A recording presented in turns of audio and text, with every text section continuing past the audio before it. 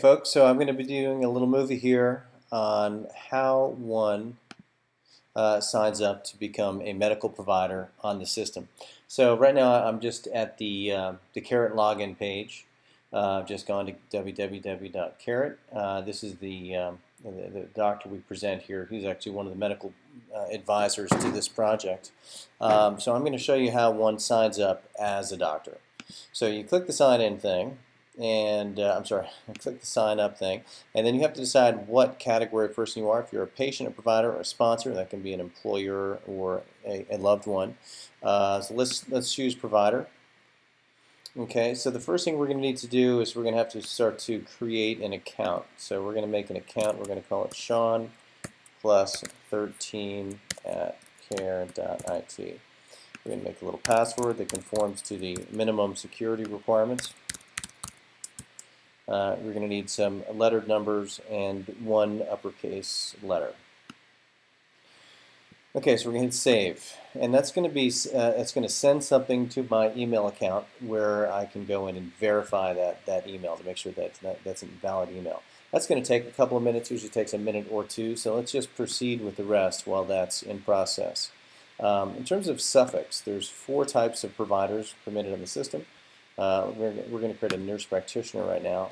I am going to go into this website here that offers a sample NPI number, which is useful for this process. Grabbing an NPI number, I'm sure you all know your own. And also, we need a valid last 4 of the social. I'm going to offer mine here, 4921. That gets validated against an external service to make sure that names and socials are properly going together. We do need a birth date to do that, so that's going to have to be captured.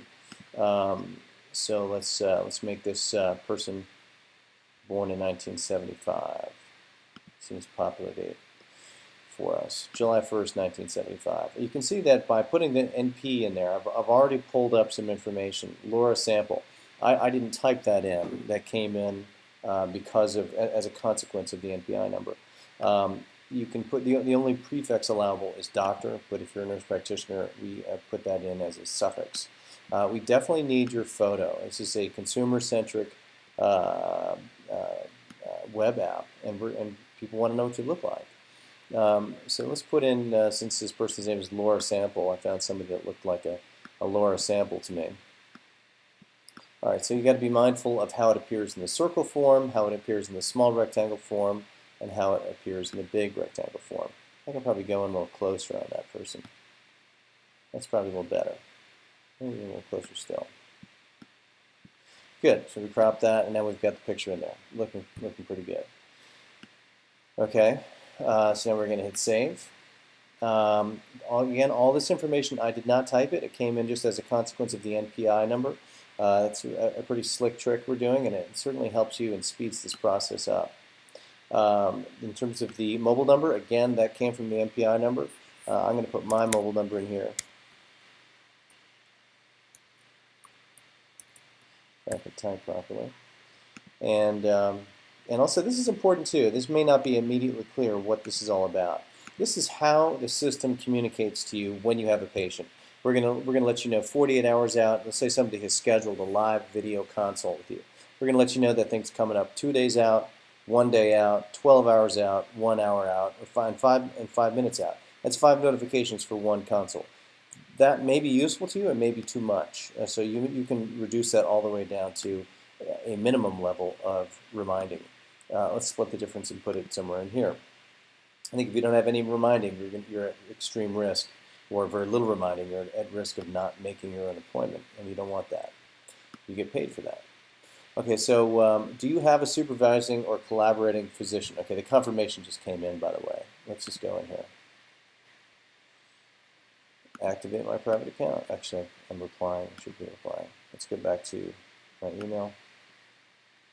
This just came in. Do I want to activate my account? Yes. Okay, I'm activated. Okay, so let's get back to the task. It's essential to activate your email. We can't authorize your account until we've got an email for you. Let's get back to this question. Do you have a supervising or collaborating physician? Nurse practitioners in some states, as you all know, do not require supervising or collaborating physicians. Some do. So if you need one, just click yes and tell us who he is.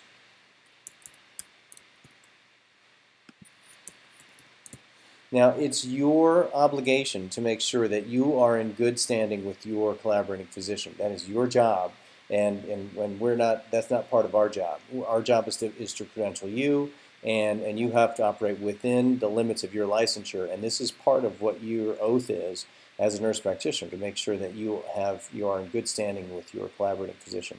We don't get involved there, but we make sure we have to ask that you take good care with your collaborating physician. I'm going to upload a licensure document. I just happen to save one on my desktop for this purpose. It's got to be either a JPEG or a PDF. There's the two file formats we permit. It's got to be less than 10 megabytes. If you're near 10 megabytes and you're on a slow connection or on a slow computer, it may take a moment or two to get this thing into the system. So I would encourage you to try to be significantly below 10 if you are on a slow connection or a slow computer, or both. But that's that. Pretty straightforward. The ID number was provided as a consequence of the NPI as well. Okay, so education. So I went to College A. Okay, we can pick out of the list. Graduate school. I went to university. Let's pick one out of the list. University of Connecticut. So let's say I graduated in 1992 from undergrad, and I did my graduate work graduating in 1995. Let's say I took a year off. Okay, years of experience. Now this is a question that comes up from time to time. This is your total amount of clinical experience. If you did some of your clinical experience under one title, such as a RN, and then eventually got your nurse practitioner certification, you would combine your clinical years of experience from under both licensures. Specialty training. Okay, so let's say you got some specialty training in dermatology, and you got that from Denison University. We don't actually offer such things there, but let's just pretend. And it's saved. Now, it's important to maybe take a little look down the list here. Now, what you're doing is you're building something kind of like a Facebook page. You're getting your face in here. You're deciding how your response guarantees are going to be in here soon as you do those. We went to Florida State, University of Connecticut. All those decisions are showing up down here, and the patients are going to see those. So you might want to look down here and just sort of take a look at how you are presenting to your future customers. So authorities, can you diagnose? Yes, if you've got a collaborating supervising physician and you're a nurse practitioner. Then there you have it. Award. So let's say I got the special award. That was awarded by the special committee. And I got that in the year 2006. Okay, publications. Let's say I was published in the something called, I was just looking something up here. Let's say I wrote something on actinic keratosis in children under 10. It would take a lot of sun to have actinic keratosis for a child under 10. We'd have to really work at it, but we're gonna go with that. And that's in the publication Dermatology America, and that was in 2013. Again, this is all being presented to you down here. Award, special award, actinic keratosis in children under 10. All right, so I have to agree to the terms, and you can scroll down and read those terms. Okay, now you have to figure out, you have to decide how you would like to be paid. We offer two methods. Either you give us a bank account, we can the incoming information for your bank account so we can deposit money that way, or give us your PayPal account and we can deposit money through PayPal. Of course, PayPal is its own business and they have their own fees that they charge. So if you give us PayPal, you're going to lose a fee, and they're always changing their fees. So have a look at PayPal.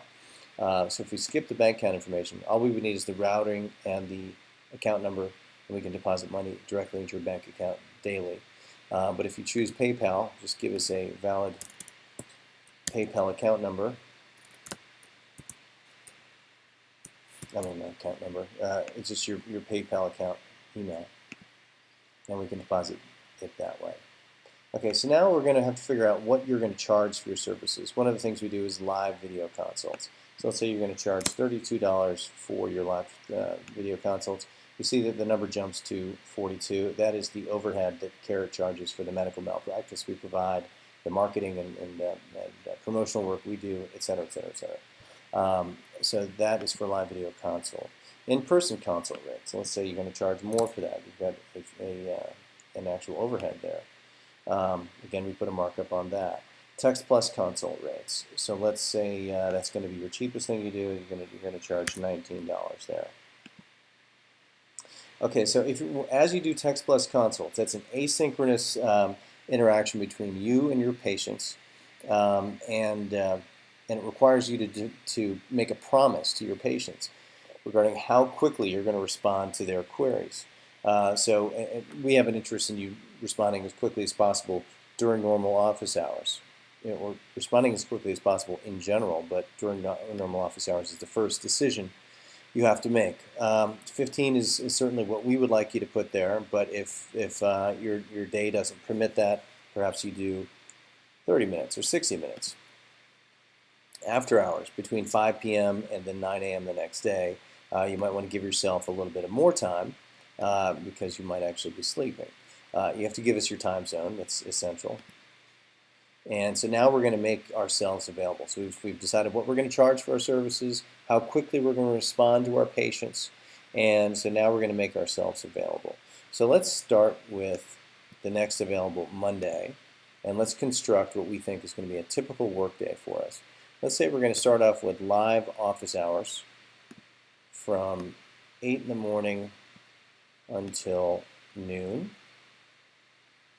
And at noon, we are going to make ourselves unavailable because we're going to have lunch.